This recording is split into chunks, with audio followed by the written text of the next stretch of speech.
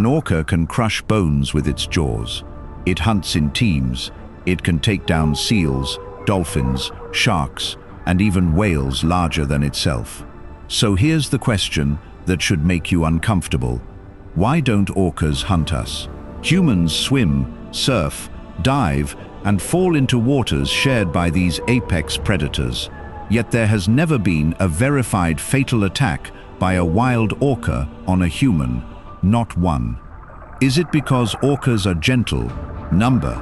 Is it because they are scared of us? Definitely not. The truth is stranger and much more fascinating.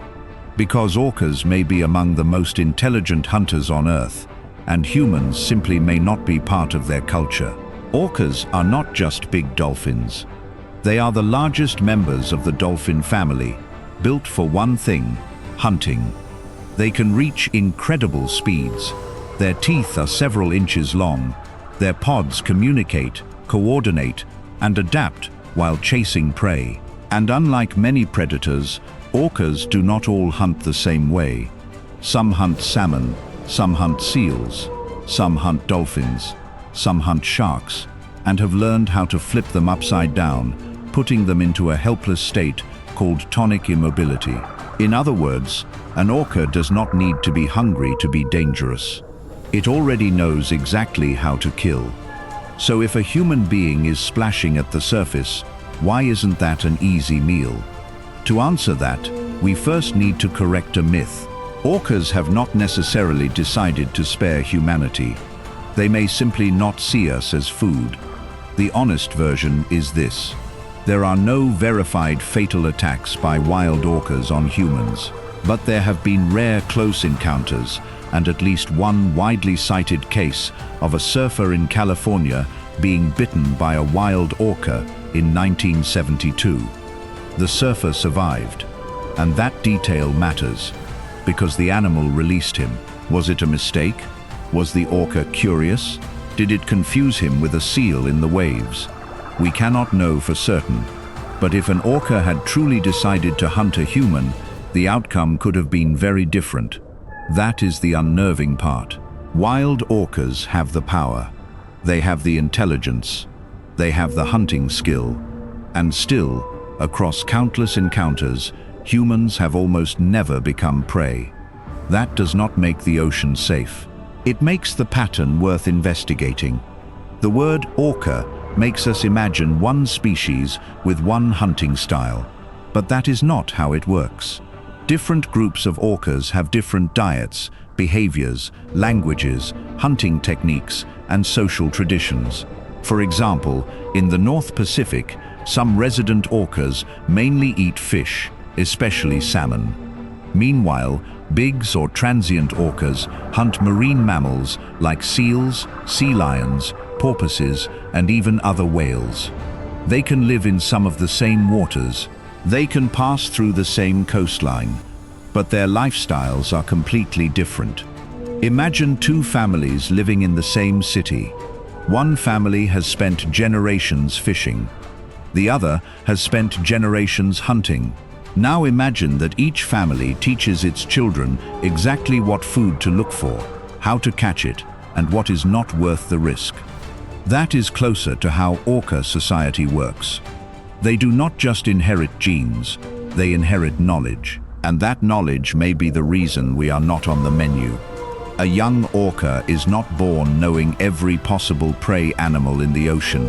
It learns from its mother, from its relatives, from its pod. An orca calf watches how adults move, chase, hide, communicate, and kill. In some populations, orcas make almost no sound while hunting seals because seals may hear them coming. In other populations, they use complex calls while chasing fish. Some have learned to wash seals off ice floes with waves. Some deliberately beach themselves for a few terrifying seconds to catch sea lions on shore. Those hunting methods are not random. They are passed down, like traditions, like skills, like culture. And that changes everything. Because a predator does not attack every animal it could kill. It attacks the animals it has learned to recognize as prey. And an orca may look at a human and see something deeply unfamiliar. Not a seal, not a fish, not a whale, not food. To us, a human in the ocean looks exposed. We are slow. We do not have claws. We do not have armor. We are terrible swimmers compared with almost every ocean predator. But from an orca's perspective, we may look bizarre.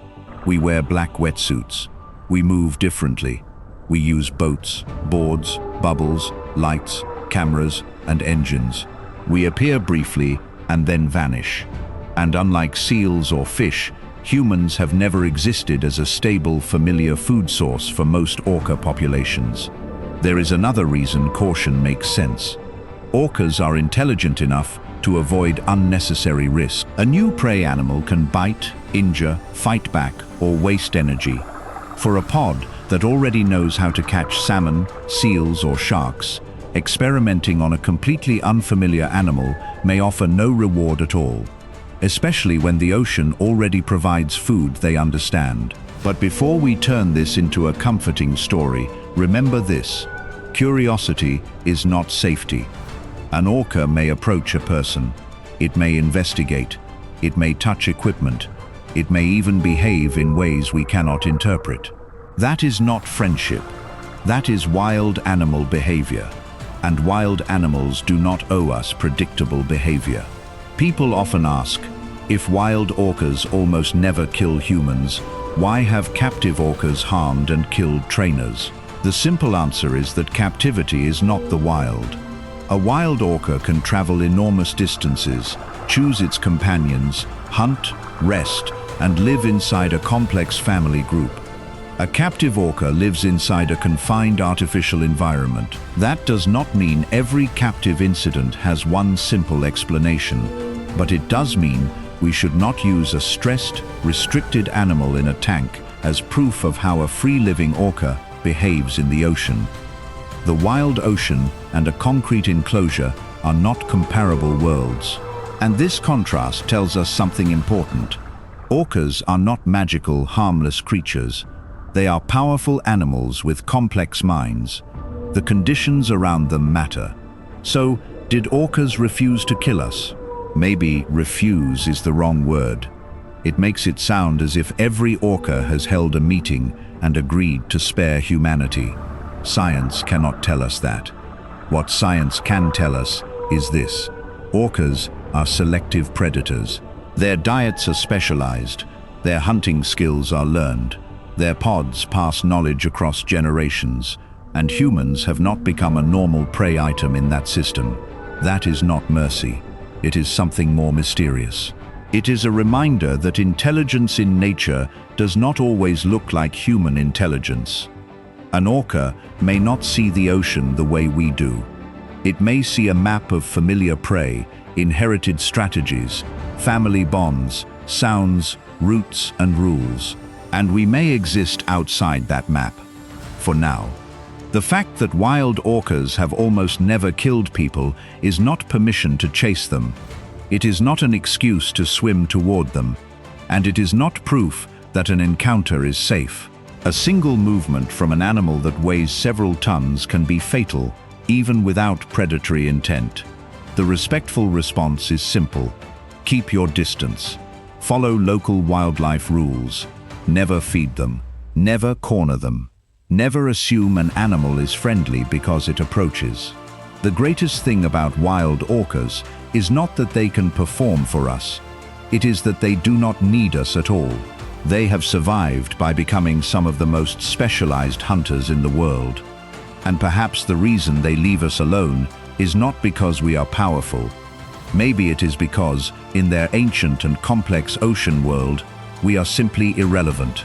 Orcas do not need to fear us. They do not need to forgive us. And they do not need to understand us. But we should understand this: the ocean is not ours. We are only visitors.